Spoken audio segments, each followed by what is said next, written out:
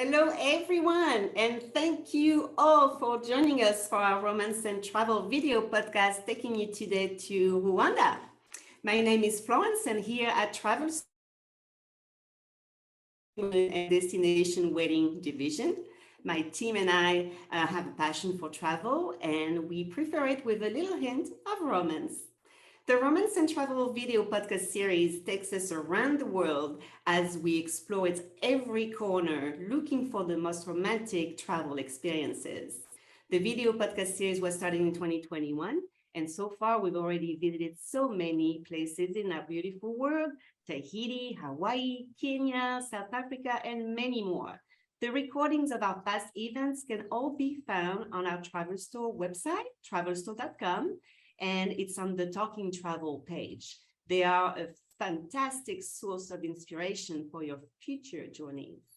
A special thank you to our returning guests. Your trust and means everything to us. And if you're new to TravelStore, welcome. Join us and find out how we can enrich your lives with our special travel touch.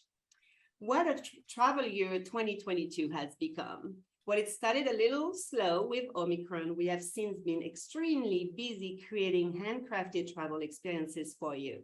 Summer has come and we are now facing a real travel boom.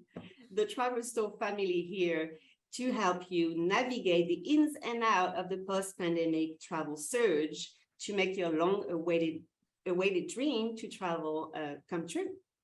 So, many of you know I'm in love with Africa. Last year, the video podcast series already took us to Kenya and South Africa. There was no doubt in my mind that next I wanted to take you to Rwanda. Oh, Rwanda, mysterious, mystical. This country has overcome so much and now has become one of the most desired places in the world to visit at least once in a lifetime. Let's find out why. To do so, I have invited to join us today some amazing Rwanda travel partners who will unravel Rwanda's treasures and answer your questions. Let's see who's with us today. First, we have my colleague Christine. Hello, Christine. Christine is in our honeymoon specialist team. And here today, she'll pick some of your questions to answer during the podcast. I also have with us today Patty. Hello, Patty. Patty is the general manager of Mikato Safari, the unique and fantastic luxury safari tour company, voted #1 world best safari outfitter by Travel and Leisure for 10 years in a row already. Next, we have here Jennifer. Jennifer, hi. Jennifer is the North America Director of Sales for Kessner International. Today, she's representing the one and only resorts of Rwanda. And with Jennifer, we are super fortunate to have with us today Francois, talking to us all the way from Rwanda. Francois is the Cluster Director of Sales and Marketing for both one and only Nungwe House and Gorilla's Nest.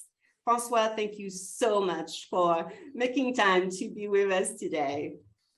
We also have here two very special guests, Eric and Valerie. Eric and Valerie traveled to Rwanda last February, not only to celebrate Valentine's Day, but also to celebrate their 25th anniversary. They are here today to share with us their experience. And finally, it's my utmost pleasure to introduce you to Anna Pinto. Anna is the Executive Director of Mikato Safari, part of the Pinto family, founder of Mikato Safaris. Anna, thank you so much for being with us and for sharing your love of Africa with us, and today especially for Rwanda. Please take us there. Thank you, Florence. It's my pleasure to be here this morning. My parents, Felix and Jane, who were born and reside in Africa, started Mikado Safaris over 50 years ago. They love Africa and wanted to share their continent and welcome all of you. Africa is in our DNA. It's a family affair. My brother Dennis and his wife Joy reside in New York and are an integral part of the business, spending at least a month in Africa every year with their children, Sasha and Tristan, who are finishing up at university at Brown and Yale. And we hope that someday, like my brother and I, that they will join in the family business. I was fortunate enough to grow up in Africa and have the pleasure of being raised by a village. We lived on a farm adjacent to a national park and often had wild animals walking through the property. I had an array of pets, and at one time I had 15 dogs, all rescues, all shapes, colors, and sizes. Dogs are a favorite meal for leopards, so every night at dusk, my brother would help my mother corral the dogs inside for the night. I think one of my favorite pets that we had on the farm was a giraffe, a gentle, kind, friendly, and most curious animal. I think for every child, it was a dream to have their own Noah's Ark, and I did. Needless to say, I was an extremely popular child with loads of friends that wanted to come and spend the weekend with me. It was almost like being on a mini safari. Besides having a pet giraffe, I never had a pet gorilla, but I did have a pet monkey. A friend of my parents who was coming over for Sunday lunch, and while driving alongside a river, he witnessed a mother monkey swinging from tree to tree, and unfortunately, the baby fell off her back into the fast flowing river. Our friend stopped further down and was able to catch the little one and drove back to locate the mother with no success and knew the monkey had no hope of survival. So he wrapped it in a towel that he had in his car and arrived at my parents' house. And instead of giving them a bottle of wine, he handed me the monkey. Needless to say, he was my favorite uncle after that. This sweet little creature was very mischievous, was always the center of attention, and was as gentle as the gorillas you will encounter in Rwanda. Romance at Mikado and One and Only are inseparable, and being one with nature, the open spaces, the lush forests, the beautiful scenery, observing the gorillas in their natural habitat, these beautiful, gentle giants amusing us, and the constant, ever changing landscapes. And in a few minutes, Patty and Francois will elaborate in more detail. Florence asked me, what was the most romantic thing I had done in Rwanda? There were many. But I would have to say, after a day of out trekking with the gorillas, lying in my bathtub, outside on my deck at One and Only Gorilla's Nest, in the middle of nowhere, surrounded by the trees and fauna, to be able to smell and hear the nature at its most natural, listening to the sounds of the birds, so peaceful and tranquil, an extraordinary feeling that is almost indescribable, giving me chills right now as I'm saying this, pinching myself. Had I really been with a family of gorillas that morning? Truly a once in a lifetime experience, as Eric and Valerie will tell you in a few minutes. I wouldn't wait too long to book your Rwanda experience. You might have to wait 6 to 12 months to book the trip of your dreams. So call your travel store Africa specialist who can assist in planning your romantic Rwanda gorilla experience. And my family and I, along with Patty and Francois and Jennifer and our team, look forward to welcoming you to the wonderful country of Rwanda. Come and experience Africa, and especially Rwanda, with TravelStore, One and Only, and Mikado Safaris. Thank you so much, Anna, for sharing all those wonderful memories and pictures with us. I have a question. This monkey, this adorable little monkey, what's his name? Well, he was really naughty, and we called him Makora. And Makora is a Swahili word which means trouble. And he was a lot of trouble. He would torment the dogs in particular. He would jump on their backs and where they couldn't get him. And so yeah, he would run around the house, swinging on the chandeliers. He was difficult to control. So he was called Makora. He was always up to mischief, always in something. Just adorable. All right, Patty, I think we're ready to travel to Rwanda. Let's go. Okay. Well, Rwanda is the smallest country in East Africa. It's actually about the size of the state of Maryland. It's often referred to as the land of 1,000 hills. It has a lush green terrain with rainforests and farmland, and it's spotted with these microclimates. So there's always this misty haze that hangs over the hill. It's like a mystical dream. It's really, really beautiful.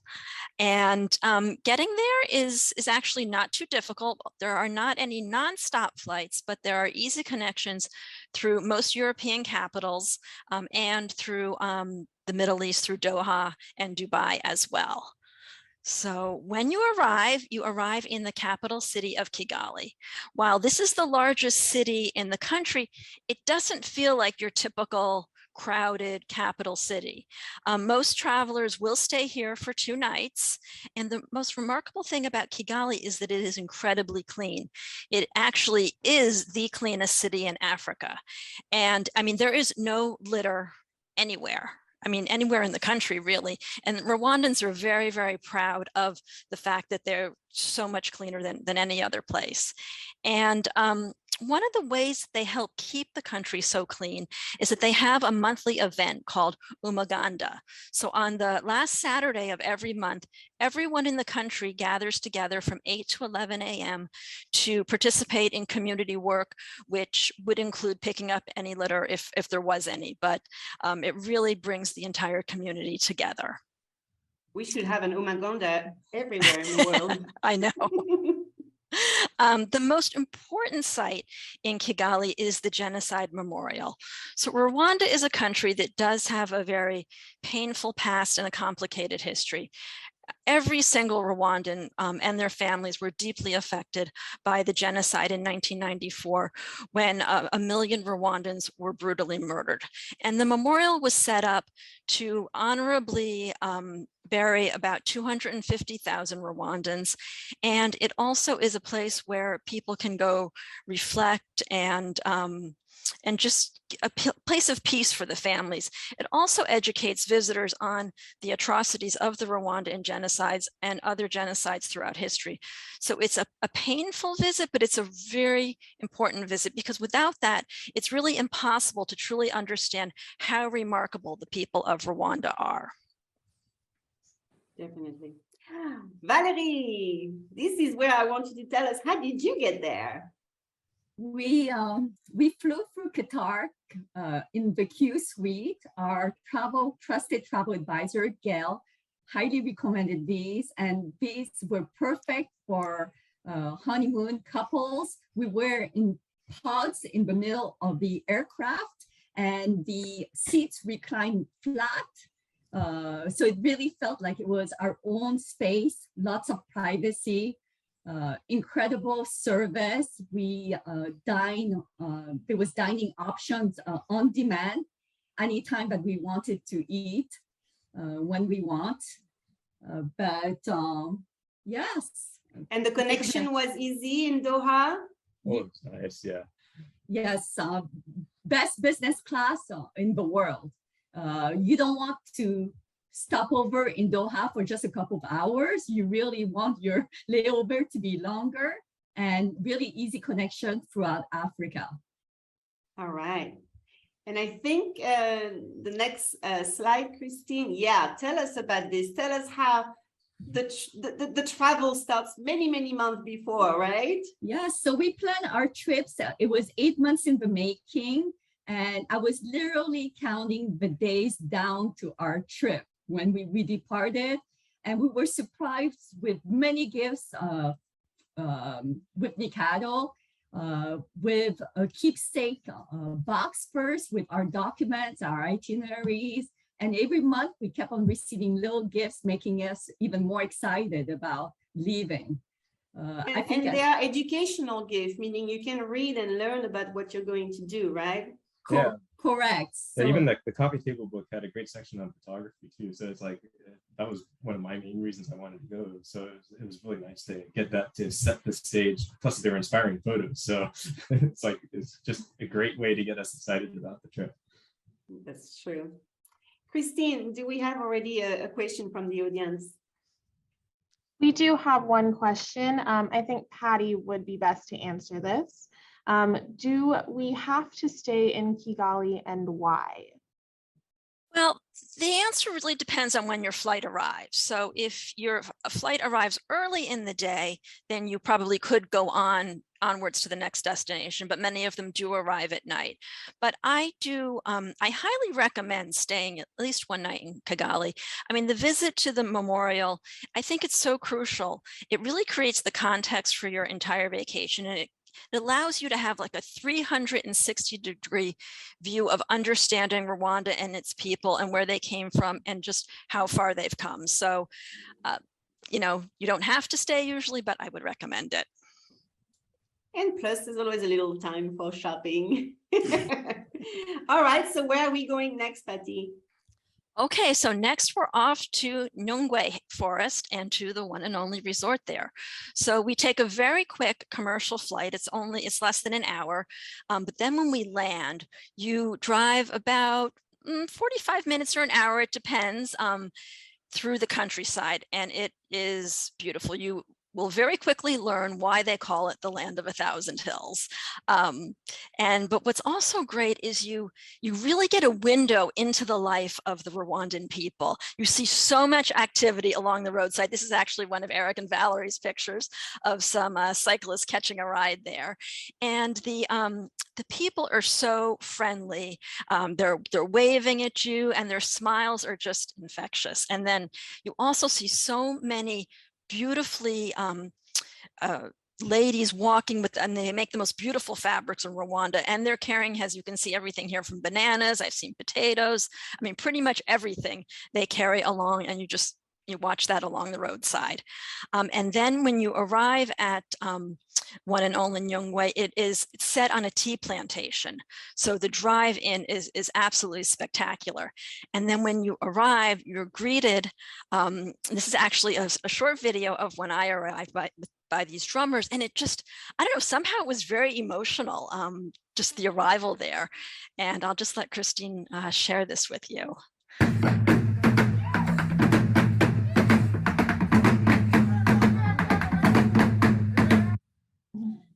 And you feel so welcome.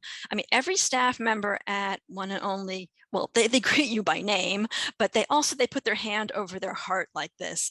And it's a powerful gesture. It's so loving. You feel their kindness. And this is just another continuation of our welcome.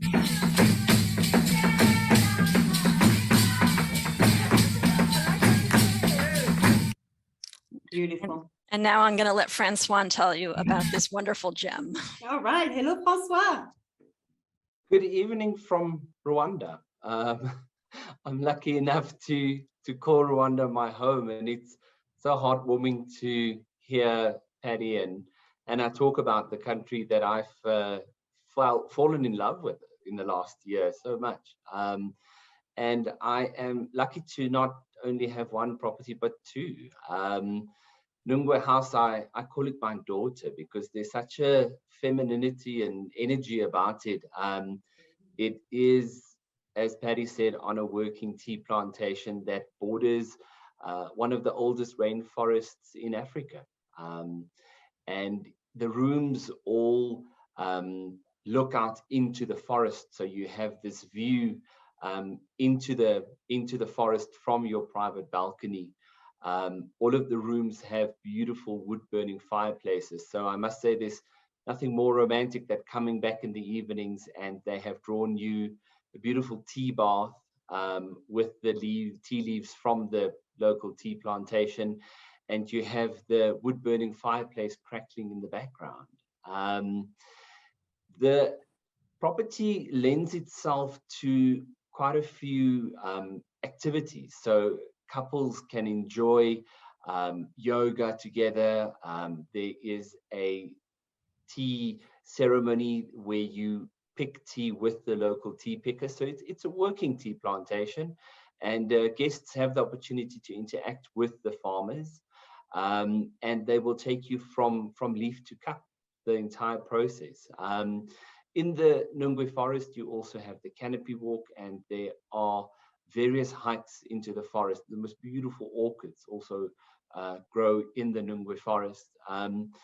Then again, because we have so much space, we like to practice a concept called different venue, different menu. So we try and make you not eat at the same special romantic spot more than once during your stay. So one of my best memories is dinner in the tea plantation. And then afterwards, Grace came out and she did a stargazing for us. Because of the unique location, you don't have any light pollution. So when you look up at night, you just see all these beautiful stars, and having someone talk you through them is an experience that I will always remember. We also have a private deck that has been built in a valley in the rainforest. So if you look at the top right corner, from that spot, you can actually hear the waterfall, lots of bird life. And then you've also got the chef's garden on the left-hand corner. So I always joke with my friends and say that if I had to drop a watermelon pip on the ground in Rwanda, a week later, I'll come back and there will be a watermelon. So the soil is extremely fertile. And so the chefs just have an absolute ball of a time growing their own vegetables. We have also partnered with the famous vegan chef called Matthew Kenny, and he has designed menus for us at Nungwe House, incorporating the local ingredients. You know, sitting, having lunch out in the chef's garden, and the chef taking you, you know, to the aubergine plant where he has harvested the aubergine that's on your plate now. That's quite a special moment. So the property really just lends itself to those intimate moments for couples to enjoy, and you're not sitting in a big restaurant where you're sharing the space with other people. It's really just you and your partner. Thank you so much. Jennifer, I believe you've been there. What is your favorite romantic experience at Nungwe House? Thank you, Florence. And yes, I've actually been to the resort twice. And one of the things that's definitely not to be missed, and what we have in the Nungwe forest is 300 different species of birds. So one of the moments that I love to take every time I go to the property is making sure that I make time in the morning to drink my coffee with my significant other, and making sure that I can embrace the sounds of the forest. And that's something that is truly quite romantic when we're getting and going back into our accommodations, because as you can see, there's so many beautiful spots in the outdoors, but let's not forget about what you can enjoy within your own private accommodations. Wow. Thank you so much for sharing this. Patty, are you sharing also something with us? I am. This was, I think Francois mentioned it, but it was such a surprise. The tea bath that I came in from dinner, the fireplace was lit, and all around the bathroom were these beautiful tea candles and glasses of amarula and chocolates in this perfectly warm, lovely bath. So it was a wonderful way to cap off the evening. That's definitely romantic. Christine, do we have a question for Nungwe House? Yeah, it's kind of a two-parter. So how does One and Only give back to the community, and how does my trip impact the locals? It's really important. It's actually one of my personal favorite things to do is the giving back, and the opportunity that I have at One and Only to give back. We work with a cooperative called Handspun Hope. Handspun Hope employs approximately 250 women that are either genocide widows or women living with HIV and AIDS. And they offer them counseling in Rwanda. And they have Angora rabbits and some sheep. And they produce for Nungwe House and for Gorilla's Nest these beautiful stuffed toy animals. So at Gorilla's Nest, we have the gorillas, and then at Nungwe House, the chimpanzees. And we purchased these toys from them. And I was actually on a call earlier today with the lady that started it. She lives just outside Austin. And she was saying that they have just had to take I on believe other we 10 lost ladies. Wi-Fi. Are you there, Francois? I am. Okay, good. Sorry. Okay. And they've just employed another 10 ladies. They're expanding their one and only team of ladies that produce these toys for us that we use as turn down gifting in the rooms for the guests. Now, that is one of 6 stories that I can tell you this evening. Of course, it's evening in Rwanda. It's one of 6 stories that I can tell you about how we give back to the local community. Be it working with the local hotel school to offer students internships, or buying walking sticks for our guests from a local artisan, or our coffee. All of our coffees bought from a all-female cooperative that supports small sustainability farmers. So there is quite a bit, but I think Handspun Hope, just because I have such a special connection, and because it's more than just creating employment, it is also offering these ladies counseling to work through what they've experienced. It would be my favorite and the one that I would highlight. Definitely very special. Thank you, Francois. All right, Patty, where are you taking us next? You're muted. I was just going to talk about some of the activities that you can do at Nyungwe as well. So one of the things that I love so much about the property is that there are these monkeys that just are all over the place, but you can take a trek to see the colobus monkey, which you have here in the picture. And then you can also go on the canopy walk throughout the forest. But the main activity here is the chimpanzee trek. So it's an early morning wake up. It's about 4 a.m., but I assure you it's worth it. The reason it's so early is because you want to be in the forest itself when the chimps wake up. They sleep in the trees, and when they wake up, it's the most exhilarating scream. I've been on more than a dozen safaris, and I've heard the king of the jungle roar that you feel deep down at your core. That shriek that the chimpanzee community lets out is very, very similar. You just really have to hear it for yourself. And you get to spend an hour watching them, and they're eating, they're jumping from tree to tree.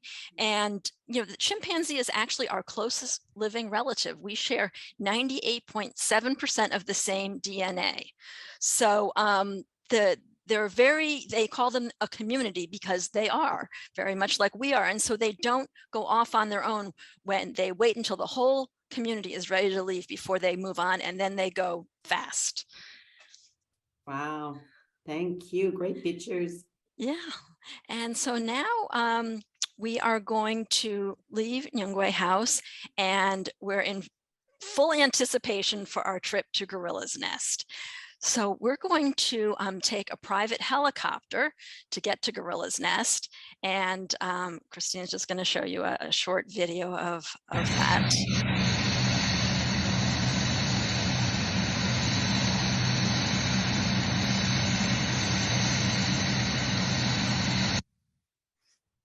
So the flight itself is exhilarating. I mean, you can see I took this from just, where I was in the helicopter, and the scenery is so beautiful, and there only holds about 5 people. So you pretty much have a window seat for these stunning views. But I think the best part is the arrival.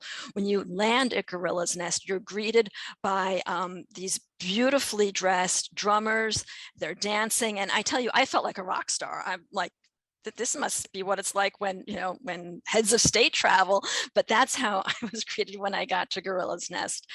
So I'm going to let Francois tell you a little bit more about this amazing property. And this is where you are right now, Francois, right? You are at Gorilla's Nest?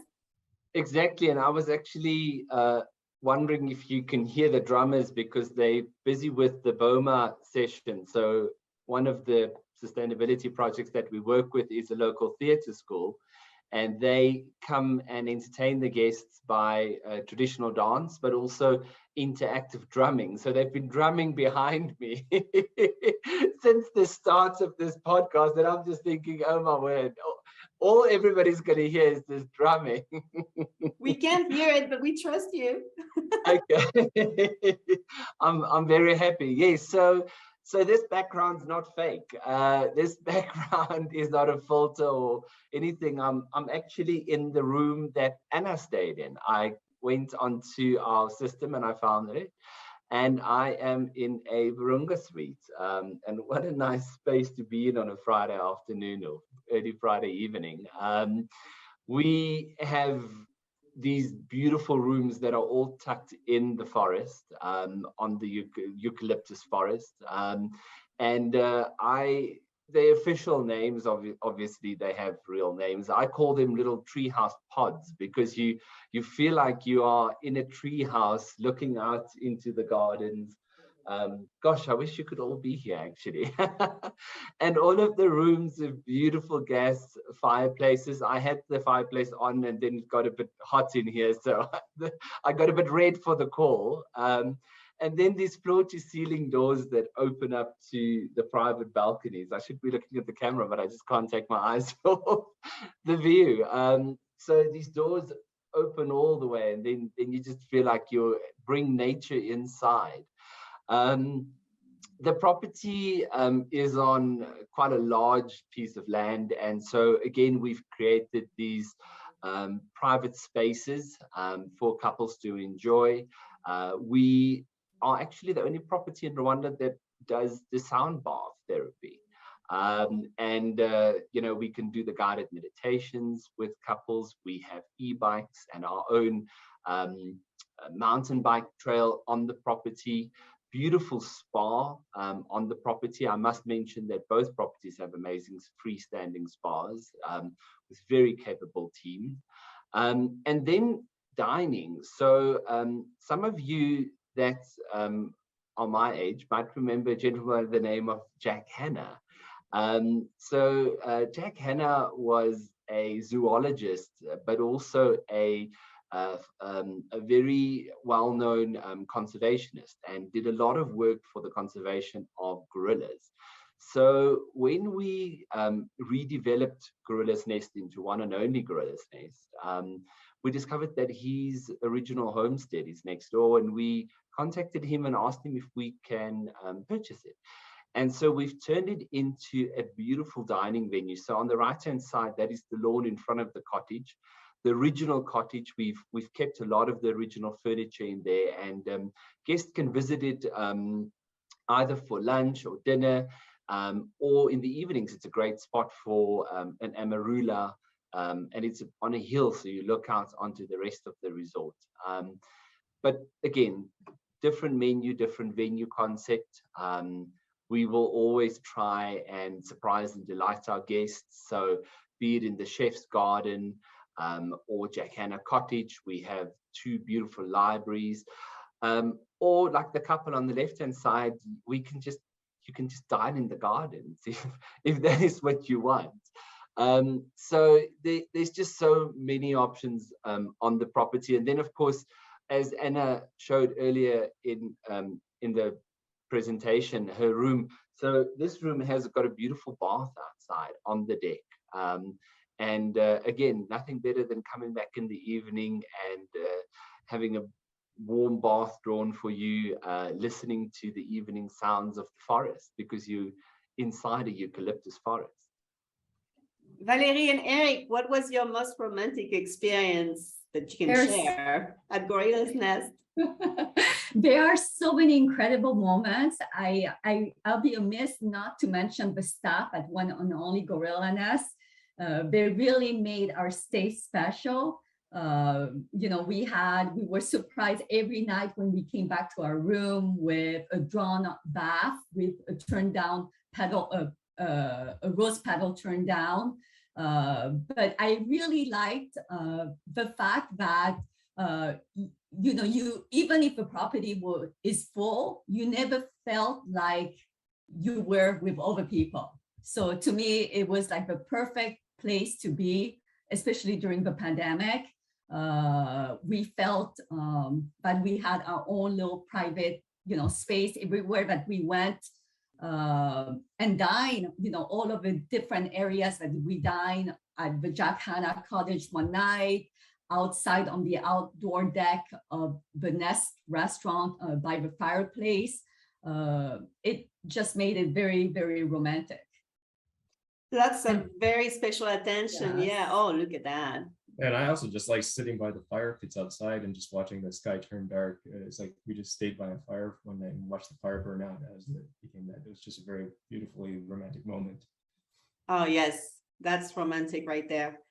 Woo! What is that? Tell us about your shoes. So we did, I think, 3 days of hiking.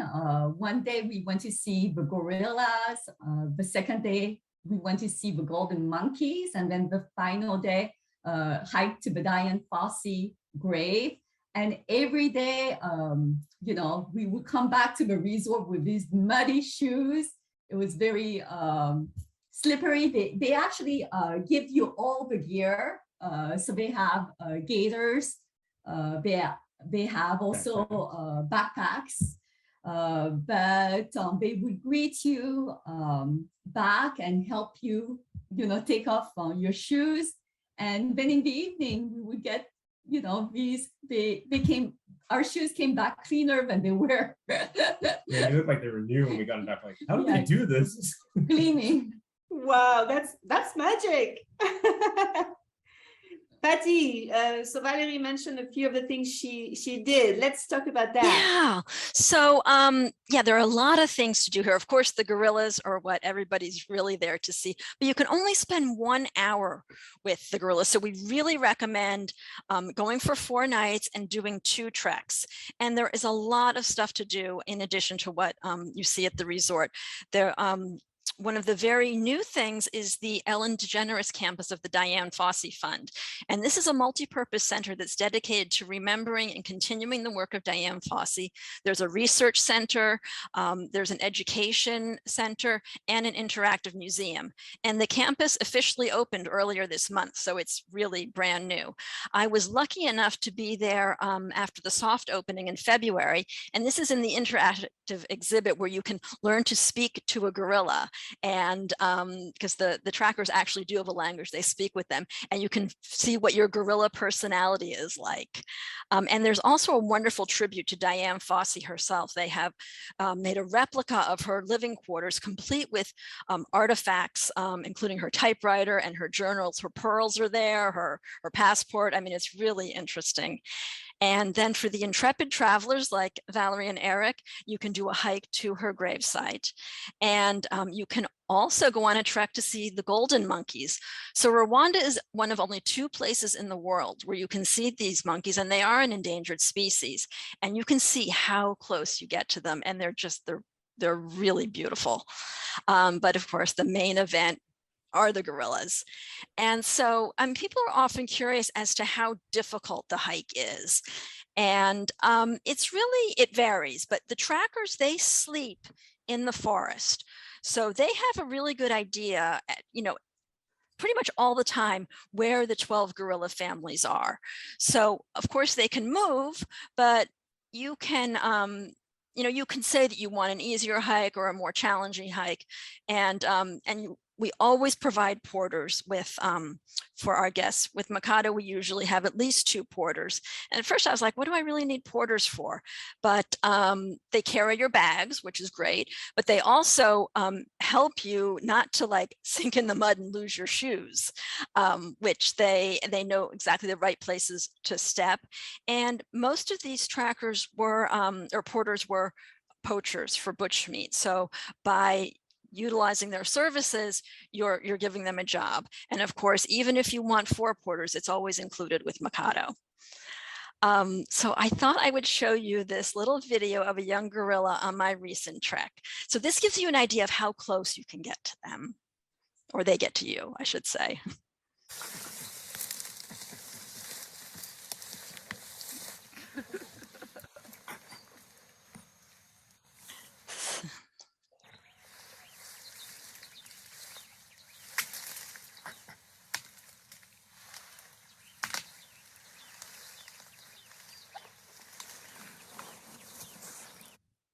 Wow, you were very close. Yes.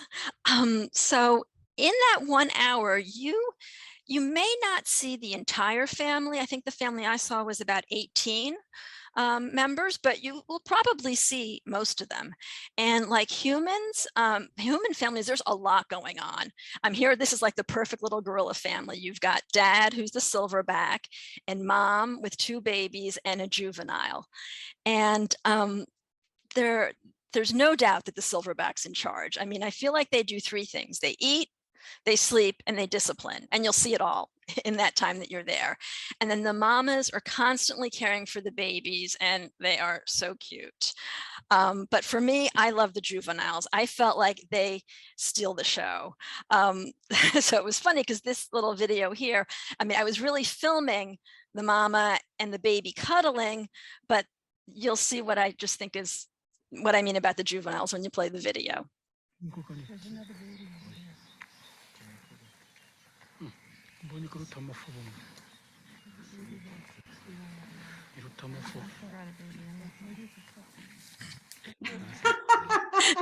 I mean, they steal the show. And I think, you know, they really like having the humans there. I mean, they show off for you, especially the young ones. So I think this last video that I'm going to leave you with shows you what show offs they can be.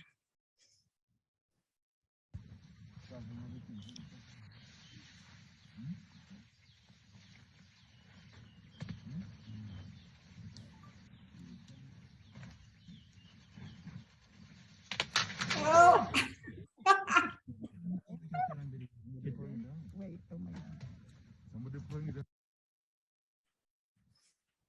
Fabulous. Thank you so much. You're welcome.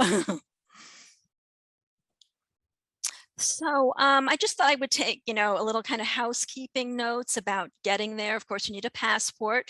You do need a visa, but you'll get it on arrival. Mikado has staff right there that greets you right when you get off the airport, and they will walk you over to the visa desk and get that for you.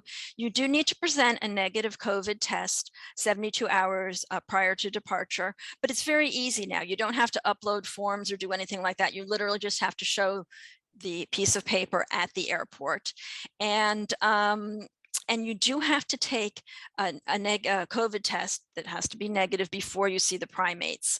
And we, of course, take care of all that. So you don't have to worry about when to get it or how to get it. Mikado takes care of all that, but we have to keep them safe. And so you do need to wear a mask when you're in the presence of primates as well.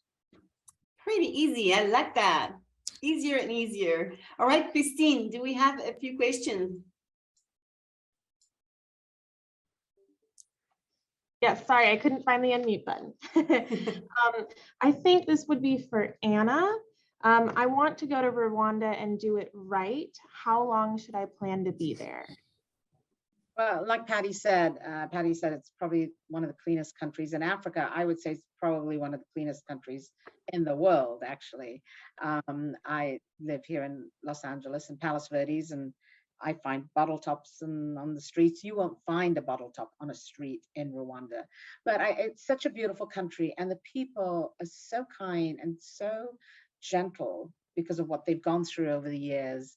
I think to really do Rwanda justice, you do want to spend 3, 6, 7, at least 9 nights. You know, like Patty said, I think you do want to spend at least 1 night in Kigali.